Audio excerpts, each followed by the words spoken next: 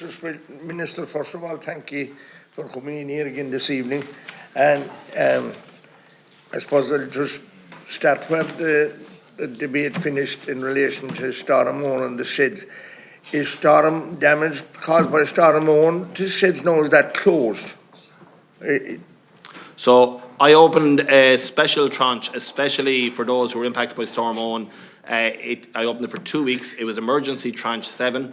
It closed on the 28th of March. 1,945 farmers applied. They're being issued with letters now. I announced last week that 100% of those applications were going to be approved and funded. So no one was left behind. Everyone who applied under the backup generators, the fencing and the mud chippers and those will be covered. Thanks, Minister, for that. That was very needed. Minister, I suppose we spoke about TB earlier here inside, and like all farmers, and I'm one as well, we're actually terrified of what's coming in relation to TB, the new testing, and what will follow on after that. And we've had one of the things I raised earlier was that if you, you know, even 3 years after you became clear, or after 3 tests, your name will still, a description of your, what happened to your head, you know, back so far, will be placed on the mat, on the screen, where, you know, describing the animal, where it comes from, and that the market will be limited in that will be, you know, the animals will only be fit for, you know, for feedlots or for the factory or whatever, and we're all terrified of that because that will mean a reduction in price. It's a case of bite your lip, and but people are very worried about that. And why does it have to follow on so long after getting clear? That's one question. And the other question: what happens that meat then? Is it sold to the consumers the same as? No. What becomes of it? If it's a reactor, it's not. Sorry. No, but that's clear at this stage. No, if it's clear, yeah.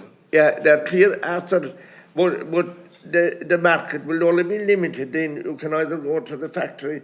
Fellas, when they'll see that you had a record, you know, the same as if you broke the law 20 years ago, and you wanted to get a job as a school teacher or something now, the record is there. Is that, how long is that going to stay on your record? So first of all, in relation to the engagement I've had with all stakeholders and all of the farm organisations, I've taken on board a very concern you talk about. What I would say most farmers are petrified about is actually, first of all, having a reactor and a breakdown in their herd. Yes, even more than what you've just outlined. But I absolutely understand there is the concern around that. I'm reflecting on those points that have been concerned, that have been raised around herd categorisation, and I'm trying to see what solution we can come up to that can address some of those concerns.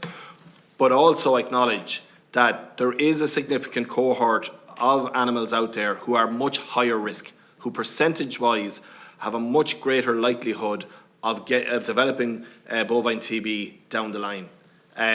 Those animals freely being traded and moving around the country is largely what has contributed a significant proportion to the increase in the spread of this. My time is kind of going, Minister.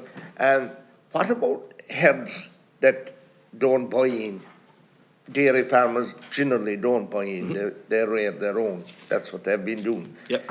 And at the same time, we're being told that they're the ones that are going down, they're prevalent, they're more likely to have, we'll say, a breakdown of TB rather than beef herds that are buying in more often. I say to you, Minister, that's caused by badgers and deer spreading the disease. And in some instances, yes. Well, I think you need to place more emphasis on that aspect of it. We can, when we you can consider they don't, this man here doesn't buy in. That's fine. But let me just say, we'll place as much emphasis on where the problem areas are, but that does not mean turn our back on one area where there is disease seeding out that we can ignore. There are 3 causes of the spread of bovine TB. And you're right, one of them is wildlife. One of them is cattle-to-cattle transmission, and one of them is residual transmission that is left behind in the cohort who have been in close proximity to reactors and who are a much higher likelihood and they're, particularly those females over 18 months who are going to be calved down and kept for years. So when farmers are making breeding decisions, we need them to know the risk category of the ones they are. One small thing.